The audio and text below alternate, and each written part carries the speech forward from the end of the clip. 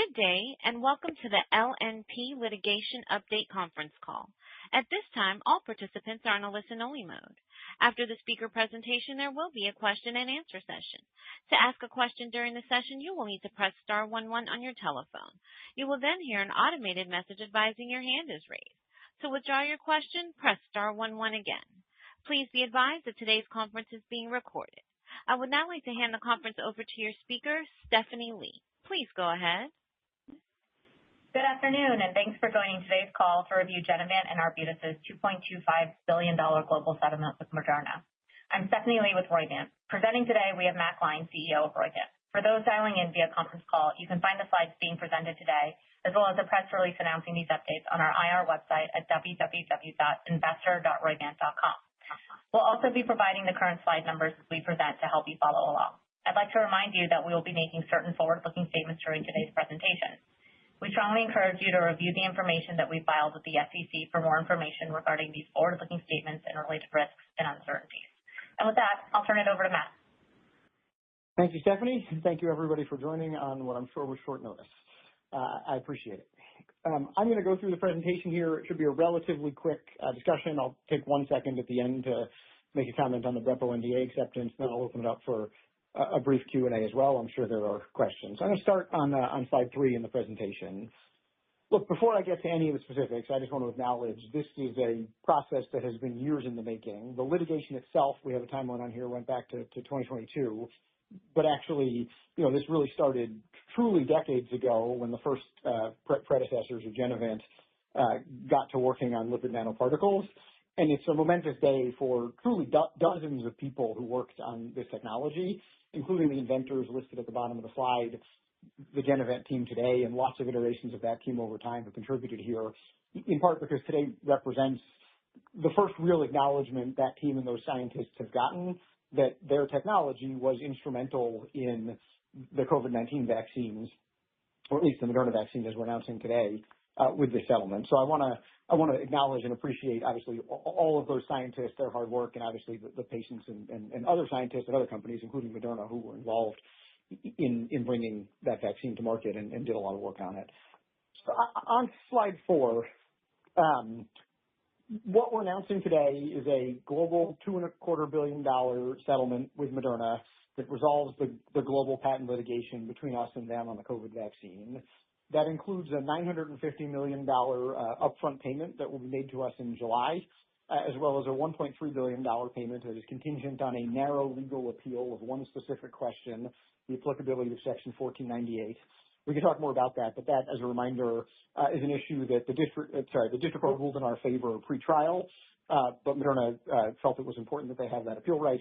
It's an issue that has been resolved in our favor thus far at a few different opportunities pre-trial.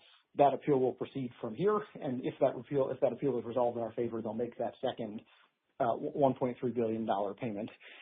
This covers Moderna's global market share of COVID vaccines.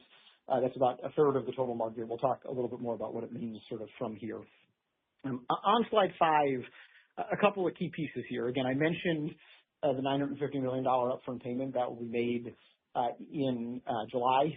Moderna, in turn, receives a global non-exclusive license to our technology for SM-102 containing mRNA vaccines for infectious disease, and we're agreeing not to sue for certain of our patents on Moderna's products.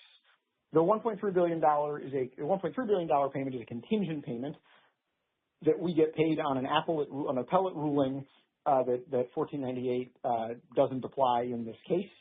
And then Moderna has the right to appeal solely on that question. They're not allowed to appeal anything other than the specific question of the applicability of 1498. If there is some partial affirmance, if the court rules that it applies on some portion of the doses, they make a partial payment. That payment, we receive that payment on the first win of an appeal at the federal circuit, but would return it to them if it were subsequently overturned, for example, by the Supreme Court. And they are entitled to pursue claims, we are entitled to pursue claims in the Court of Federal Claims for any doses that are ultimately not ruled under 1498. So we get to claim this value, or what the Court of Federal Claims agrees, even if we lose this appeal. But again, we're confident in this appeal based on the case so far. And notably, this agreement includes robust credit protections on that $1.3 billion payment, including minimum cash covenants for Moderna and other protections to make sure that that is secure from a credit perspective. I am sure that one of the questions I will get is why not more from some people in the world. It's a reasonable question given the wide range of potential outcomes. So I just want to highlight one brief bit of information on slide 6, which is that this is historically for patent cases, this is a very large outcome. Among cases that have gone to jury, the single largest outcome in a case was Idenix v. Gilead over hepatitis C programs. That was about a $2.5 billion jury verdict that was subsequently overturned. The next largest was a Pfizer-Teva case that was $2.15 billion that was paid out in a settlement. If we receive the $1.3 billion, we will be right in between those two, and therefore we will be, at least among cases that would have gone to a jury, the largest paid out case. And among all of the cases we can find from a patent perspective across all industries, this is the second largest lump sum case that we can find. So it is a large outcome, and it reflects the value of our technology. Obviously, these were also unprecedented circumstances, but I wanted to highlight the historic nature of this outcome if it all comes together as planned.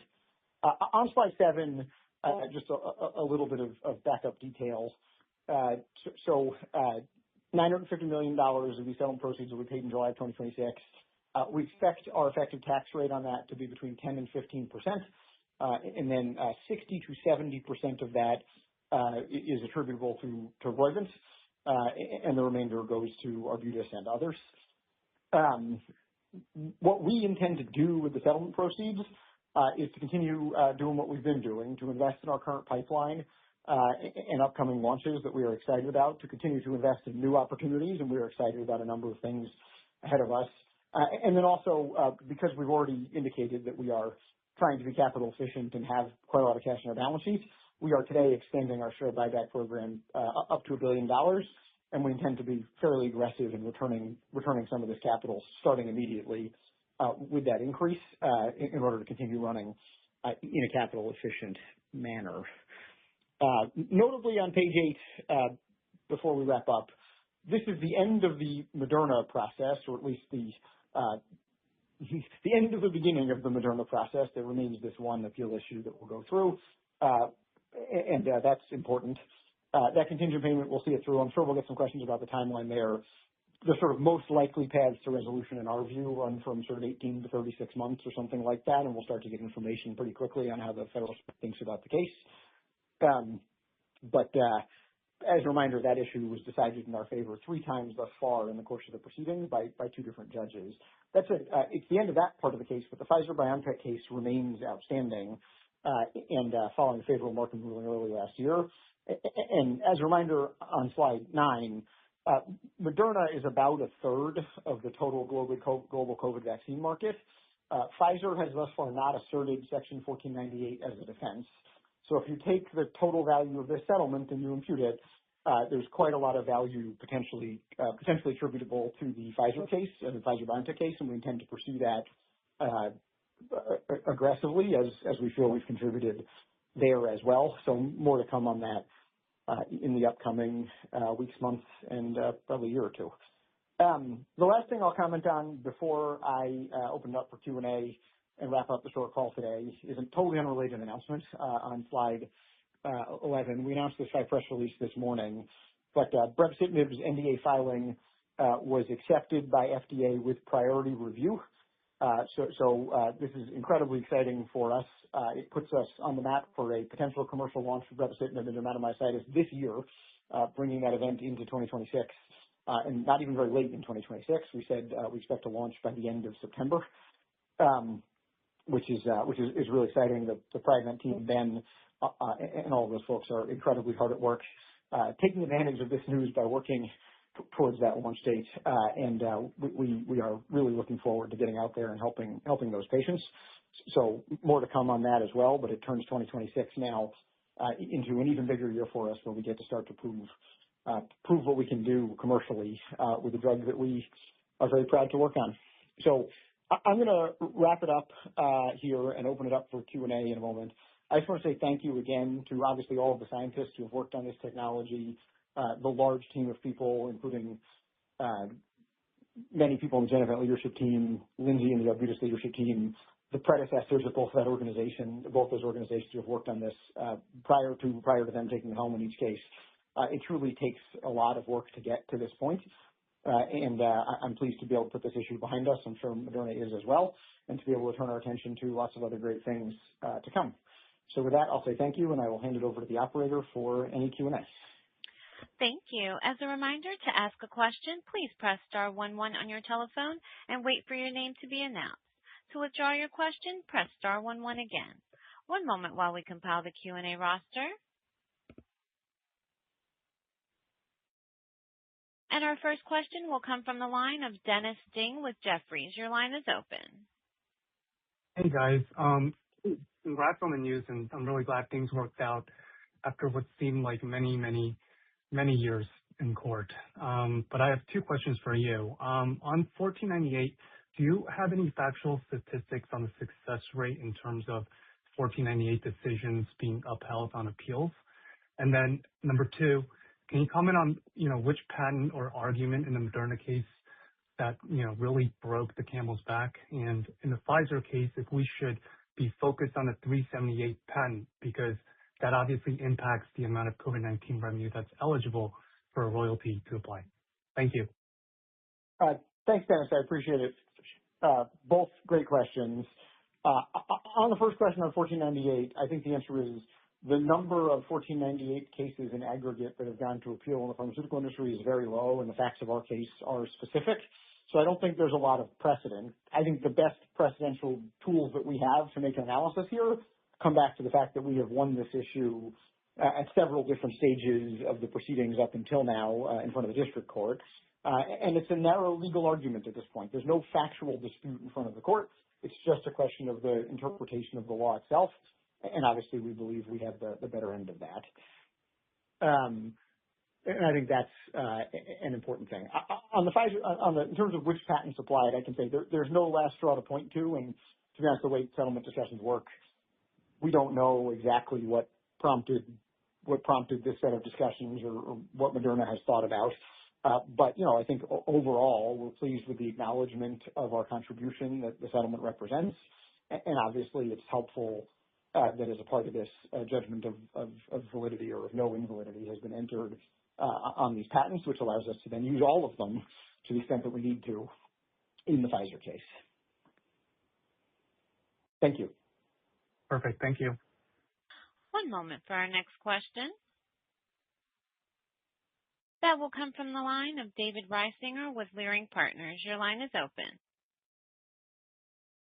Thanks very much. Let me add my congrats, including for the brepocitinib news this morning. So I have a number of questions, Matt, but they're pretty straightforward. First, when do you expect the appellate court decision on 1498? Second, Moderna stated in its statement today that the company has concluded that a loss related to the pending 1498 proceedings is not probable, so it's not taking a reserve. Can you comment on that conclusion by Moderna and its legal team? And then third, when do you expect the Pfizer litigation to go to trial? Thanks so much. Yeah, perfect. Thanks, Dave. Appreciate the congratulations and appreciate all the good questions, which I'm sure others have in mind as well. On the first question, when do we expect an appellate decision? Look, it's not totally clear, but the process for filing an appeal is relatively straightforward, and the agreement lays out that everybody's going to move as quickly as they possibly can and not ask for any extensions. So this should move at a good clip. I think 18 to 36 months is a reasonable guess for resolution of the entire thing. Obviously, there's ways it could drag out longer, et cetera, and ways it could be resolved in theory on the fast end of that. But I think that's like a reasonable guess. That appeal should be filed relatively soon. In terms of the Pfizer litigation, look, we've said it's approximately a year behind the Moderna one. We don't have a trial date yet. There is some, overall progress on discovery and other things, and there are obviously also things that can happen that are not sort of publicly visible there. So we are moving forward there, and we'll continue to be aggressive, but I don't have a date to give right now. And then, look, I can't comment on what judgment Moderna used to reach the idea that the payment was improbable. What I can say again is during the district court proceedings, this issue has come before the court 3 times, and in all 3 cases, the court has ruled in our favor. So we are optimistic about our prospects there. Thanks very much. Thank you. Appreciate it. One moment for our next question. And that will come from the line of Brian Chong with JP Morgan. Your line is open. Hey, guys. Thanks for taking our questions this afternoon, and congrats on the settlement. Maybe just first, how much read-through, Matt, do you see to the Pfizer-BioNTech case? Does the outcome today put more pressure on Pfizer to come to the settlement table, if that is indeed your ultimate goal? Second, as you noted on the difference in terms of vaccine sales volume between BioNTech versus Moderna, can you remind how much damage are you actively seeking in damage from Pfizer and BioNTech? And then third, maybe just walk us through the timeline here. Did Moderna proactively reach out for a settlement? Just curious how the interaction went. Thank you. Thanks, Brian. All good questions. On the first question, how much read-through in the Pfizer case? Look, I think some of the facts in the Pfizer case are different, but certainly what we know from this is that Moderna, in deciding whether or not to enter the settlement, knew the evidence we had, knew their prospects for validity and invalidity on our patents, and decided that this was the better course of action. Again, some of the facts may be different in the Pfizer case, but certainly my view is it's helpful both to have that having been entered to the court and also just to get the confirmation that somebody else in Moderna in this case saw the facts similarly to how we did. But that's about as much as I can say. In terms of whether it adds pressure, that's really a question for Pfizer, not for us. In terms of how much we're seeking in damages from Pfizer, those briefings are not anywhere public at this point, so there's nothing to point to there to say. If at any point that becomes public, we will let everybody know. And on the timeline, I think I probably shouldn't comment on the process through which this came together. It was a productive, confidential discussion as between us and Moderna. Thank you for the questions. Thanks, man. One moment for our next question. And that will come from the line of Andy Chen with Wolfe Research. Your line is open. Hey, thank you for taking the question. So here it looks like if Moderna loses 1498, they will pay $1.3 billion more cash. But it also looks like after that they can pursue further additional, like there are additional avenues of appeal. And just can you maybe remind us, like for us that who are not litigation experts, how likely are these appeals going to be favorable for Roivant eventually? Thank you. Yeah. Thanks. It's a good question. And just to be clear, those appeals all specifically relate only to the narrow legal question on Section 1498. And so if they lose at the federal circuit, they make the payment to us, and then they're allowed to go, for example, seek cert from the Supreme Court to appeal up from there. Look, it's hard to opine on the practical questions. Obviously, our view, as stated, is we expect to win on this issue, and we believe we have the right side of the law here.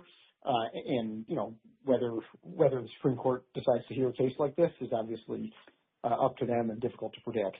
But that's sort of the nature of the appeal. There are other corner cases where the federal circuit remands the decision to some other court to answer some other related question. But in general, I think the most linear path here is to the federal circuit and then to the Supreme Court, and then it wraps up. Thank you, Matt. Thank you. One moment for our next question. And that will come from the line of Kareem Johnson with Goldman Sachs. Your line is open. Hi, this is Eric on for Corinne Johnson. Thank you for taking the question. I just wanted to double click a little bit on that last question, and thinking about assuming the 1498 goes your way and Moderna does pursue an additional appeal.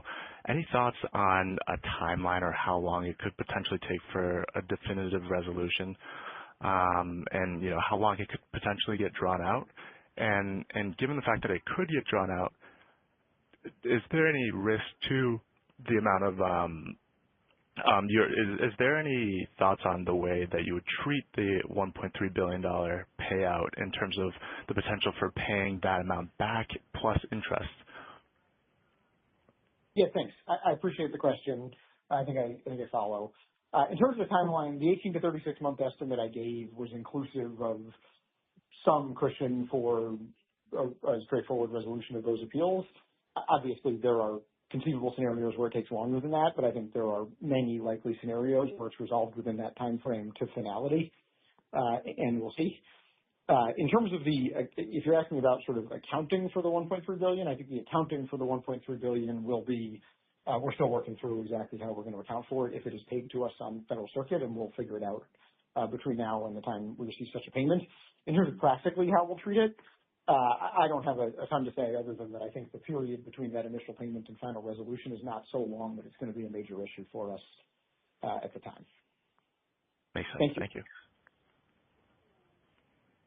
One moment for our next question. And that will come from the line of Yaron Werber with TD Cowen. Your line is open. Hi, guys. Congrats on the amazing news and also on that brepo PDUFA that was announced this morning. This is Sarah on for Yaron. Just two quick questions from us. Does today's settlement kind of include the future royalty payments or eliminate them, or how should we be thinking about those future royalty payments? And then secondly, on the $1 billion in share buyback, can you just share a little bit more about the expected timing or cadence that we should be expecting for the buybacks? And I know that includes the $500 million that was already announced in June of last year. So that'd be great. Thank you. Thank you. I appreciate both the questions. They're good questions.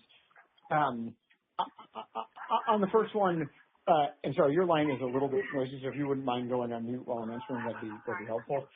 On the first one, this settlement is a lump sum that covers everything, so it includes, in essence, any future royalties. It's just these two numbers are sort of it in terms of the way the settlement is structured, and that's how this settlement is arranged.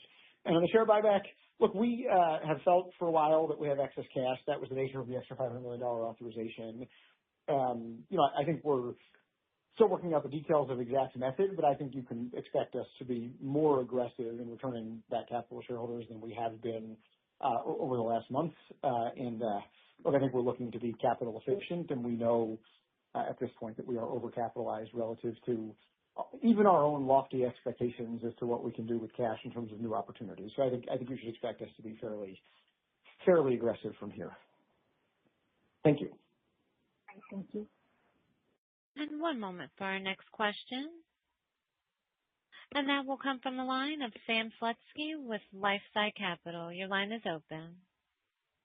Hey, I appreciate the questions and congrats on the update. Turning to brepocitinib real quick, when considering the timing of the PDUFA, when might you expect to establish reimbursement with payers? And then could you just discuss the work being done on patient identification and physician education going into launch? Thanks, Sam. I super appreciate the questions, and it's nice to get some on brepo as well. We're obviously super excited about this morning's announcement. Look, on pricing and reimbursement, obviously, ultimately, those final decisions aren't made until there would be approval of the product. But that work had already begun in earnest to the best of our ability prior to having a PDUFA date in terms of evaluating what we could evaluate. And that work is even easier and more of it can be done now. And so the Priovant team is super hard at work making sure that we make the right decisions there. And I think we are sort of fully on track to have made decisions we feel really good about well before launch at this point, other than the final steps that can't take place until after. So feeling overall good about that. And then the second question on patient identification is, look, I think we had said at our investor day some of the things that team is working on in terms of getting ready for launch. Among them is a lot of patient education work, the launch of the dermatomyositis.com website, which is a sort of hub for patient engagement, and just like a ton of outreach and work with the doc community in DM who are profoundly hungry for new therapies. and who are very excited as we get closer to the potential availability of this drug. So the Priovant team is hard at work at all of that, and obviously at the heart of those efforts is making sure that we know where these patients are, that we have relationships with their treating physicians, and that everybody is set up to take advantage of the drug as best we can ahead of time by the time it's approved in terms of our connectivity. Thanks. Really good questions. And one moment for our next question. And that will come from the line of Yatin Suneja with Guggenheim. Your line's open. Hey, guys. Thank you for taking my question. Just a quick one. In terms of your share, I think the range that you have said is 60 to 70%. Can you maybe just help us understand that range, maybe narrow that a little bit, like how much is attributed to you versus Arbutus? And then just a quick one on Brepo, if I may. I mean, we do get a lot of questions around how we should think about pricing. Any sort of a reasonable benchmark for us to think about from pricing standpoint? I know it's early, but love your comment there. Thanks. Yeah, thank you. Both great questions. On the first one, look, I think what I can say is this didn't come together slowly over a long time. It came together quickly. And so I think we just still have a little bit of outstanding work to do on mechanics and distribution questions and things like that. So we will give a more precise answer on the exact flow of funds in every direction between now and July when the money is expected to come in. So that's about what I can say on that now, and there are various sort of puts and takes in some of the mechanics, but that range is a reasonable range. And then in terms of how we think about pricing on Brepo, as I just said in the previous question, we're doing that work now. We don't have a concrete answer, and obviously you don't set a price until approval. That said, I think what we've said before on this issue is IVIG in DM is a $250,000-ish product, and if FcRNs come in, efgartigimod is sort of 500 plus in terms of annual price, and I think those bookends set a range for what we think the dermatomyositis market, given the severity and the lack of options and other available treatment options coming. Something that range is kind of what might be relevant, but we haven't chosen a price within that range or elsewhere. Thank you. It's a great question. One moment for our next question. And that will come from the line of Samantha Semenkow with Citi. Your line is open. Hi, good afternoon. Thanks very much for taking the question, and congrats on the settlement and the Brepo NDA acceptance. Matt, you mentioned that this was the largest settlement for a patent case, and given that the Pfizer share of their vaccine is higher than the Moderna vaccine, I'm just wondering how we should think about the magnitude of a potential favorable Pfizer outcome in that litigation. Thanks very much. The regrettable thing about only settling one of two cases, I still sometimes have to give the following answer to questions, which is that it's difficult to comment on outstanding or pending litigation. So it's hard to say, but we continue to believe that our technology is used in the Pfizer vaccine, that Pfizer and BioNTech are infringing on our patents. And while the facts are unique to each case, we're going to continue to pursue our rights there aggressively. So, stay tuned. Thank you. One moment for our next question. And that will come from the line of Prakhar Agrawal with Cantor Fitzgerald. Your line is open. Hi, congrats on the news today, and thank you for taking my questions. So you decided to do a share buyback with most of the Moderna upfront money. As we think about the Pfizer case, and in the scenario you get cash settlement there, what will be the capital allocation priorities there in terms of share buyback, investing in the pipeline and the launch, and BD? And secondly, on Brepo, given the imminent launch of Brepo and DM this year, how should we think about the uptake curve there, and are there any analogs you can point us to for the uptake in dermatomyositis? Thank you so much. Thank you. Those are both great questions. On the first one, from a capital allocation perspective, look, I think I hope my hope for Roivant is that we can develop and maintain a reputation of being efficient stewards of capital, and that we use our cash wisely, both in terms of increasing our ownership by share buybacks, so things we're really excited about, like the dermatomyositis launch, like the Mosley data, like the NIU data, like the Graves data next year, et cetera. And so obviously share buybacks help us own more of all of those outcomes going into an event-packed year. We have a team that has proven over and over again that we can find interesting programs to work on, and if we have more capital, we'll continue to think big about what those opportunities look like.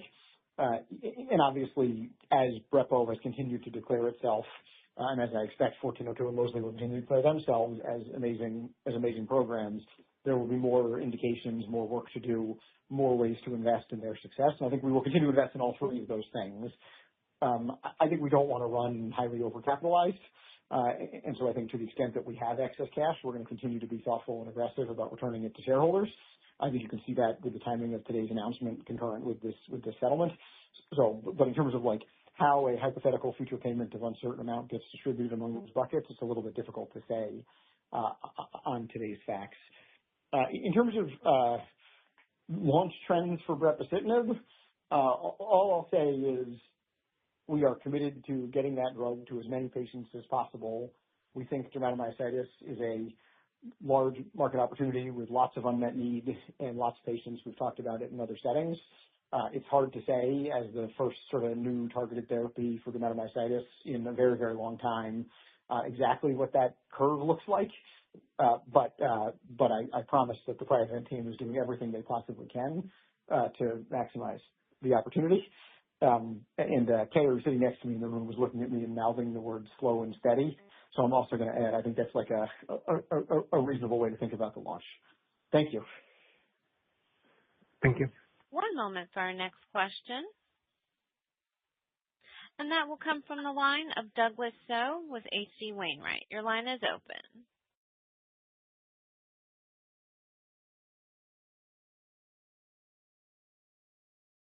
Mr. So, if you're on mute, please unmute your line.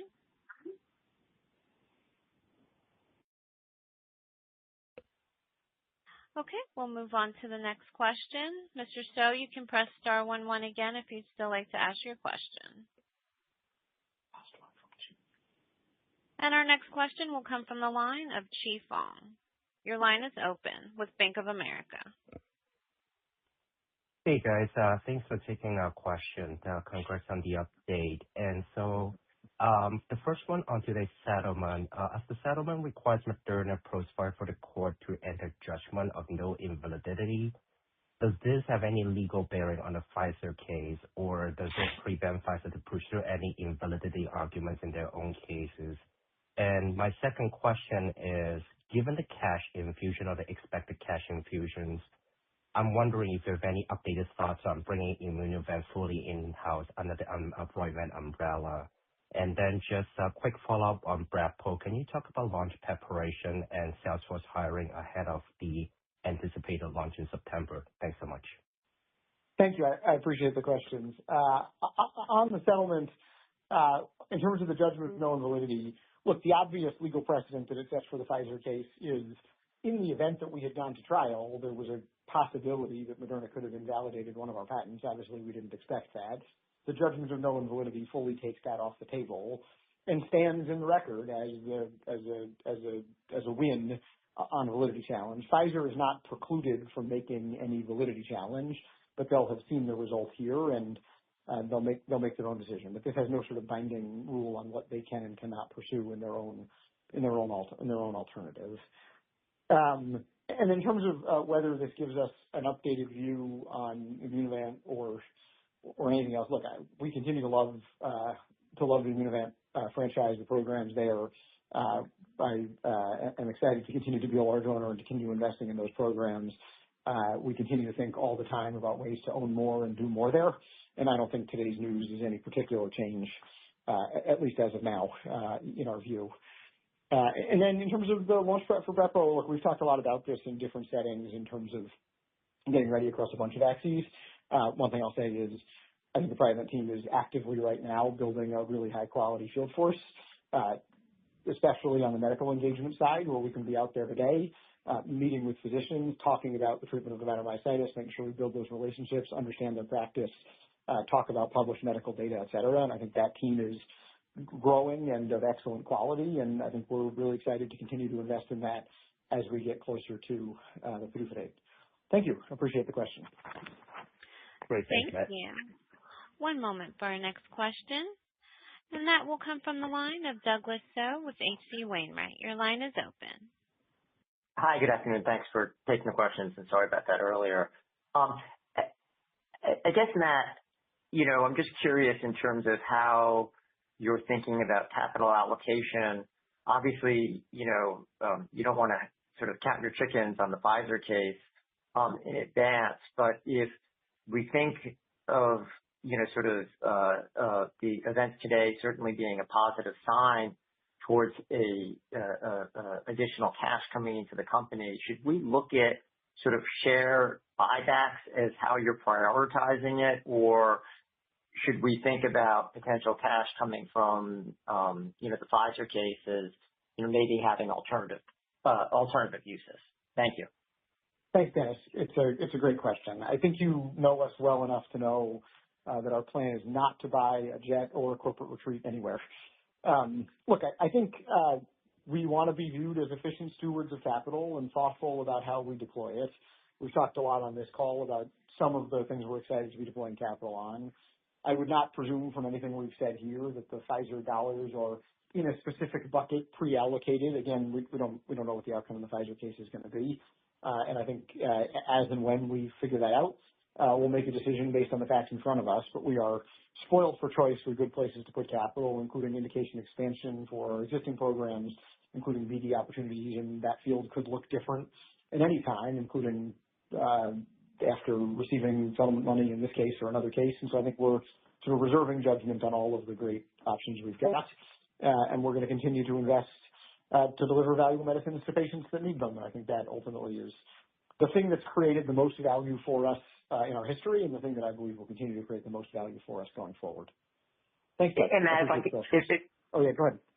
If I can ask a follow-up, does your success here change your risk reward in terms of how you approach the Pfizer litigation in any way?